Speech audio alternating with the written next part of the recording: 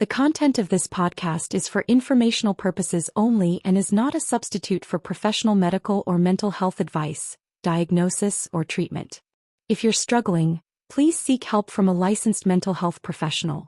If you are in a crisis or think you may be in danger, please contact emergency services or a crisis line in your area. Please take care of yourself while listening. Okay. And today just seems to get a little more awesome as every guest that I have. Love that. Dr. Rachael Finnerty, music therapist and teacher at McMaster, founder of the Music Therapy Academy. We've had some good conversations up until this point today. This is where it gets real. No pressure. Shall I call you doctor or shall I call you Rachael? Rachel.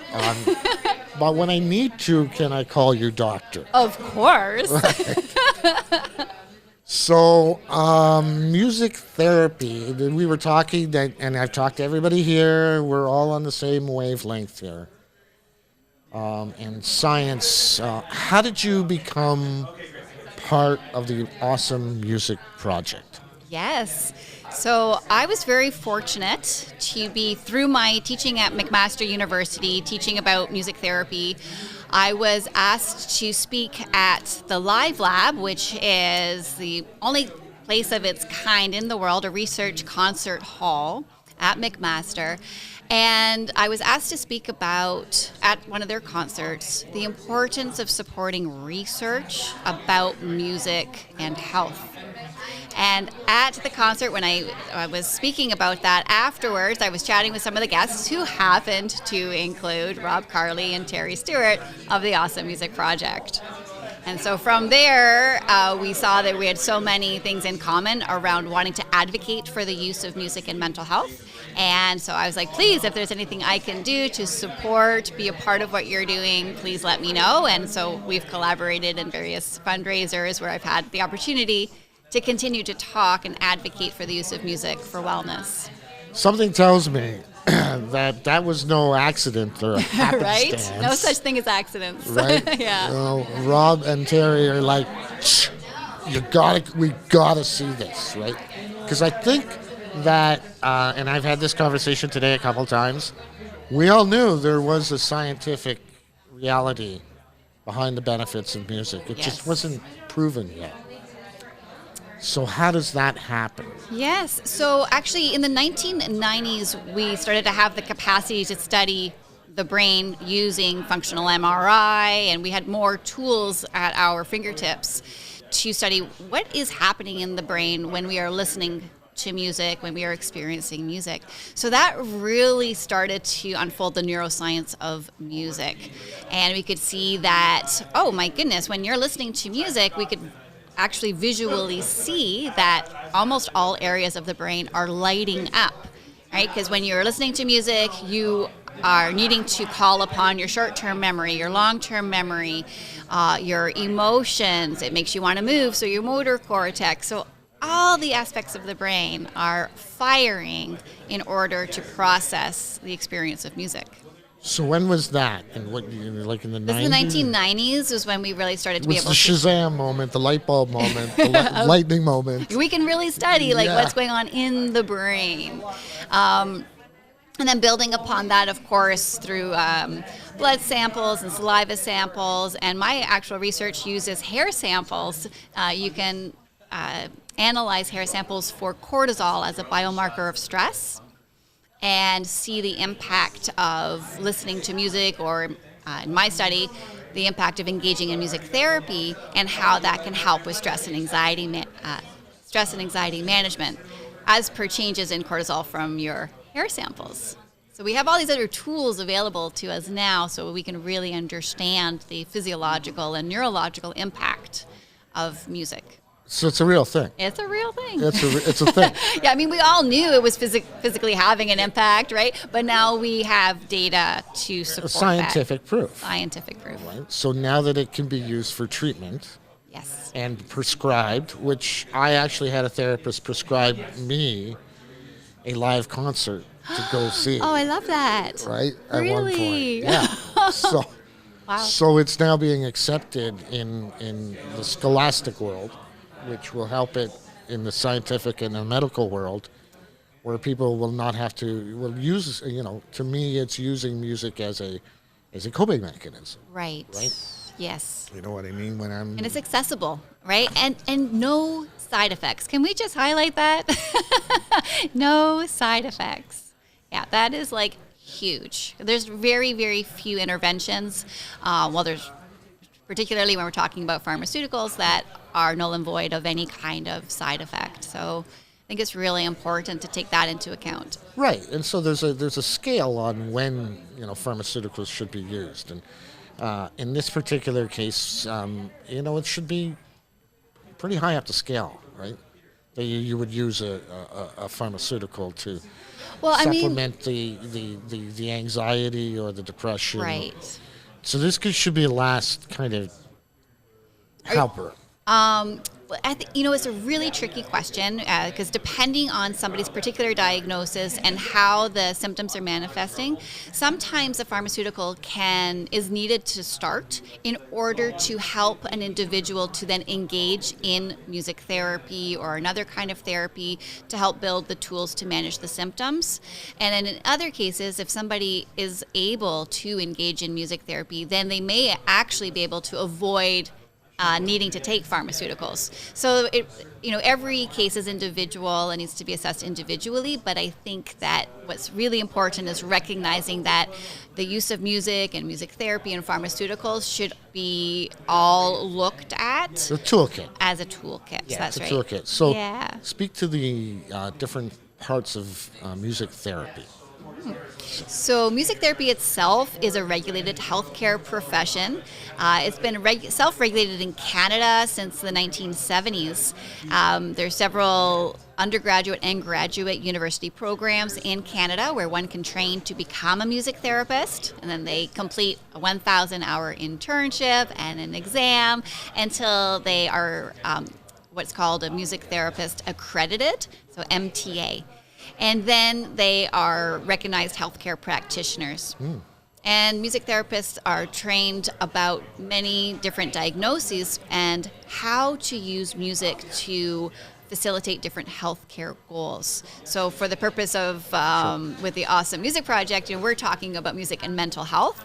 Music therapists also do work in dementia care, so helping with memory and enhancing quality of life in the moment, work with individuals with Parkinson's disease and help with movement, work with little preterm babies in the NICU and help with heart rate regulation and weight gain. And so the breadth of where music therapists work and the diversity of healthcare goals is very, very broad.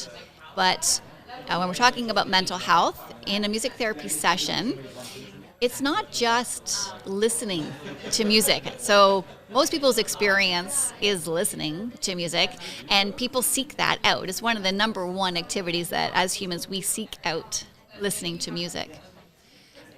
And we know it has different emotional impacts. We feel that. But in addition to listening to music therapists help to facilitate improvisation.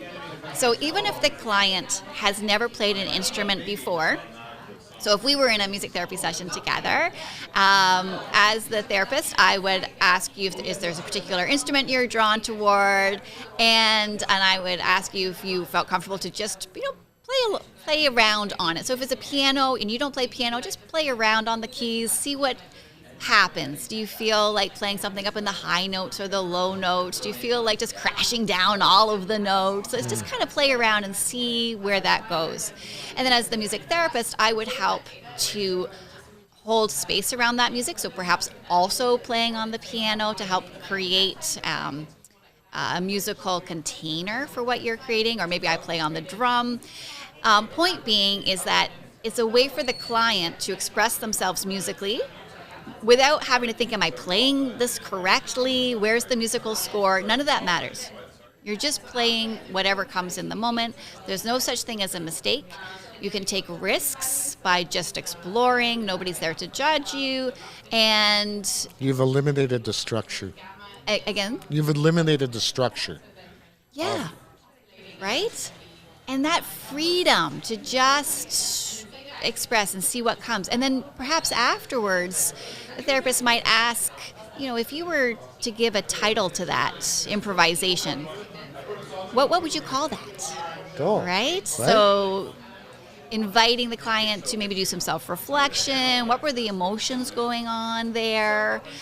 So it's a really great tool to help for self-reflection, some self-growth, and emotional expression. Because sometimes we don't even know how we feel, right? Or finding the words, there aren't the words, but we can play it. We can improvise those emotions and express them and hear them and get in touch with them. And in addition to the improvising, we might do songwriting or lyric analysis.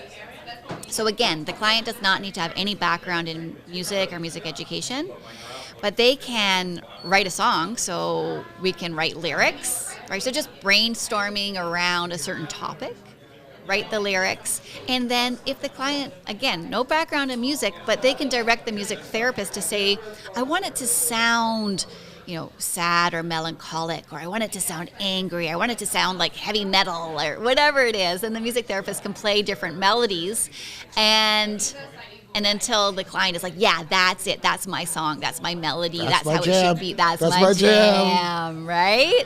And that becomes then their song, expressing what they want to say. Because say, for example, there's a family member that you're having a challenge with, and you can't find the words to express that, but it's much easier in a song, right? You can leave a message. So particularly for somebody who might be going through end of life, for example, and they have certain messages that they want to share with loved ones, and that might be difficult face-to-face using words. But working with a music therapist, they can write a song, share the words that they want to share with their loved ones, right? And I love that. Yeah. So I've actually had experiences where we have done that. The client wrote a song and then shared that with their family. And then after the client passed on, the family played the music, his song, like his music, at the funeral. So it was his own words being shared at his funeral. And then the title of his song is on the tombstone. So just to give an example of how sharing one's words through music is so powerful, like it lives on, right? It continues to live on, and that can obviously has a lot of power. Everybody's a songwriter. Everybody's a musician. Yeah. Everyone's a storyteller. Yes. Yeah. And you're giving them the tools to do it. 100%. And the permission. Yeah. Right? Because in Western culture, permission is so huge. It's okay to do that. It's okay to do that. It's okay to do right? that. You don't have to have the label of, I'm a musician. Yeah. Right? Because you are. As humans, we have an internal metronome, our heartbeat. The science is there. Science is there. Full circle. Absolutely. Yeah, we are musical beings. Yeah. And so in a therapy session, we're just tapping into those naturally occurring assets that we all have, and giving ourselves permission to express through those tools. Wow. That's, it's, and that in itself needs amplification. Yes. Right? So those tools and those, methods, I didn't know they were all there, right? Say again? I didn't know they were all there. Right. Yes, yeah. So that needs to be kind of promoted for people to do that. Absolutely, yeah. And again, normalized that is not just the musicians who are doing like songwriting and singing, playing of instruments. And I think if we were to bring more opportunities for songwriting just for like high school students, for example, not just the music students, but just any high school student who wants to come and like write a song about what it's like being a teenager, write a song about their frustrations with their grades. I don't know, just like normal teenage stuff, and for them to have a way to express that. So if there was an opportunity in high schools, for example, where you have like a songwriting club, but it's just for everyone and anybody. They don't do that anymore. No. Right? No, they don't have a songwriting club. I mean, there might be some high schools that have that particular, but some I think those more would be art the schools. artistic schools. Yeah, right? more art schools. Yeah. And it's definitely not mainstream. No. Right. It's not like everybody has a soccer club or, a basketball team. So with sports, you see it everywhere. But so the opportunity is to have that kind of outlet. Yeah. That creative outlet. Creative outlet is so huge. We're seeing creative outlets being taken away left, right, and center in the school systems. And what are we seeing? Heightened stress, heightened anxiety, right? Reduced resiliency. And what is it that creativity gives us? It gives us a safe space to take risks. And when you are in a safe place and you take risks, you realize, I could take a risk and I'm going to be okay. And that helps build resiliency. And those are things we need to bring back, right? We need to bring back opportunities for our youth to build resilience, risk-taking, and creativity so they can better manage stress and anxiety. Throughout the whole life. But we need to start young and keep it going, make it a normal part of being, just the same way we do with sports, right? From very young age, you go to gym, you run around. Right? Food. Well, yeah. Eat the right things. Eat the right healthy eating. Get the right exercise. Yeah. Right? Take care of your mind. But that's, That's not a priority. It's not. It's all about the body. Yeah. And the reality is you can have a fabulous, fit body, but if your mind isn't fabulous, then you can't move the body to where it needs to go. Eventually that will transcend into the body, though. It does. Right? Yeah. They're not separate entities. They're not. This whole mind-body thing there is no mind and body. There's just human health. It's one and the same. I don't understand why we are still talking about it as these two separate entities, because they are not. They are completely intertwined. I'm going to make it very, very basic for you. The hip bone is connected to the leg bone. Right. Everything is connected. Everything is connected. Yeah. Now we have to really be looking at what happens with our mental health and recognize it is part and parcel of our physical health and vice versa. And daily activities, daily mind activities, is equally as important as going out for a walk. Yeah. And you can go for a walk and listen to music. You can do both. You can do both at the same time. You can walk and chew gum. I don't know about the chew gum. Right? But it's so important, and it's something that, again, needs amplification. Yeah. Yeah. And using music mindfully, right? Because people are already accessing music. Like, that's an easy sell. Yeah. Such an easy sell. But maybe just thinking about how are we using it, right? What are you listening to? What's the messaging in what you're listening to, right? What's the rhythm of that music or the beat? How is that affecting your physiological, right? If it's before bed, for example, or when you need to be motivated before giving a talk or doing an event, right? How are we using it? We use it like already, again, when it comes to sports, right? For a hockey game or anything. Arena jams. Of course. You imagine if we had sports games without music? Like, I don't think it would be the same. As much as people like sport, they really enjoy the pump up of the music. The people who dance, get up, swing that towel, all those things. Right? But the chanting, the audience chanting, the singing, right? It's a beat. Of course it is. It's a beat. Yeah, right? and it's what gets us all motivated and connected. Yeah, it's huge, right? So, and we often, I think, pass over that part of it. Without giving it the value that it really requires. Yep, it definitely has value, and this is an awesome day to have this awesome music project. There's so many like-minded people here. It's almost like you're unboxing.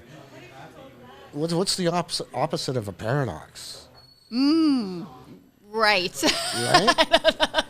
What's the opposite of a paradox? Yeah, when everything makes sense. Yeah. Right. Yeah, everything's in sync. What is that word? Everything makes sense. Yeah. Like, it's just it's so simple. It's been with us since time forever. Yeah. Right? So many layers. And we only tap into it on occasion. Yeah. And we kind of we kind of diet it. Usually, most people diet it to the weekend. Yeah. Well, and that, again, I think is something that has come out of modern medicine in the Western culture. So prior to modern medicine, music was part and parcel of daily living. So music was seen as one of the sciences in ancient Greece. Music was seen as one of the sciences. It was music, studying music meant you were part of the higher civilization. Wow. And so there was so much value given to music. Music was part and parcel of course, religious ceremonies, but also medicinal ceremonies. So across the globe, before modern medicine, music was part and parcel of coming together to support the sick, to elevate mood, and seeing the impact that had on health and well-being. So, but then we come to modern medicine, which is fantastic and has elongated our lives and helped in so many ways.